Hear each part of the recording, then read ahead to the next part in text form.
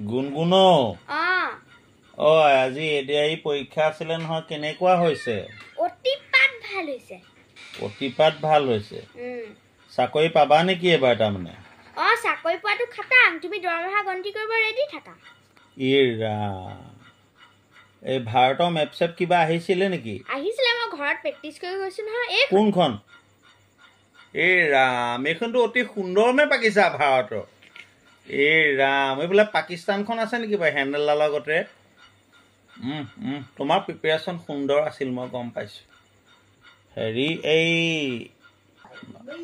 এই আৰু প্ৰশ্ন কি আহিছিলে জৰাসন্ধক কোনে বধ কৰিছিল জৰাসন্ধক কোনে বধ কৰিছিল মইচোন সেইটো প্ৰশ্ন পোৱাই নাই সেইটো মই এনেই কৈছিলোঁ সঁচা সঁচি প্ৰশ্ন এটা কোৱাচোন বাৰু আজি অহা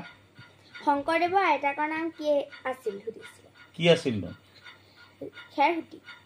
এইটো পাৰিছা পাই কোৱাচোন এই ৰঞ্জু হাজৰিকা আচল নাম কিনো আজি পৰীক্ষাত আহিছিলে কুমুদ হাজৰিকা এইটো পাৰিছা ন বঢ়িয়া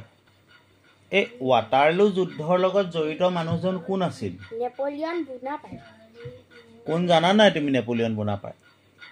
নেজানো এনে আন্দাজত টুক্কা মাৰি লিখি দিলা ন নেপোলিয়ন বোনাপাৰ্ট আছিলে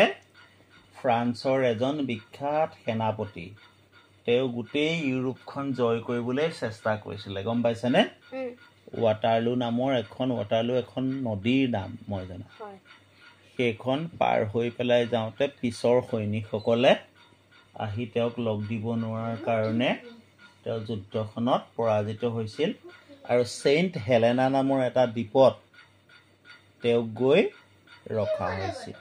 বহুতে কয় শিল এচটা বুকুত দি তেওঁক ৰখা হৈছিল বহুতে কয় সেউজীয়া ঘৰ এটা বনাই তেওঁক তাত শাস্তি দি ৰখা হৈছিল এবাৰ আকৌ তেওঁ কি কৰিছিলে গছৰ ডাল পাত জোৰা দি এখন তেওঁ নিজে নাও বনাই তেওঁ সাগৰ পাৰ হৈ আহি আকৌ যুদ্ধক্ষেত্ৰত নামিবলৈ ইচ্ছা কৰিছিল তাকে দেখি কোনোবা এজন মানুহে তেওঁক সাগৰ পাৰ হৈ ফ্ৰান্সলৈ অহাত সহায় কৰিলে গম পাইছেনে তেনেকুৱা বহুত কিবা কিবি ঘটনাৰে সৈতে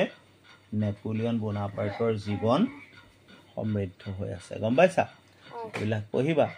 যদিও তোমাৰ লগত ধেমালিকে এই ভিডিঅ'টো বনালোঁ আৰু তুমিও ধেমালি উত্তৰ দিয়াৰ চেষ্টা কৰিছা পৰীক্ষা অতিপাত ভাল হৈছে বুলিয়ে কৈছা বাৰু তথাপিতো কথাটো কি চিৰিয়াছলি পঢ়িব লাগিব আজি কিমান সৰু সৰু প্ৰশ্ন আহিছিলে দেখিছানে বাৰু সেয়াকে বহুত ল'ৰা ছোৱালীয়ে ভুল কৰিছে গম পাইছানে গতিকে চিৰিয়াছলি ভালকৈ পঢ়িব লাগিব তুমি পঢ়িবা অকল তুমিয়ে নহয় তোমাৰ ফ্ৰেণ্ডবোৰকো ক'বা চিৰিয়াছলি সৰু সৰু কথা মনত ৰাখিবৰ কাৰণে হয় নহয় তুমি যদি এটা ভাল কথা শিকা তোমাৰ কাৰণে ভাল তোমাৰ ফ্ৰেণ্ডবোৰে যদি শিকে সেইটো তোমাৰ লোকচান আছে নেকি কিবা তেতিয়া নিজেও ভাল হ'বা আৰু নিজৰ ফ্ৰেণ্ডবোৰকো ভাল কথা শিকাবা ঠিকে আছে এতিয়া গুড নাইট বুলি কৈ দিয়া আৰু গুড নাইট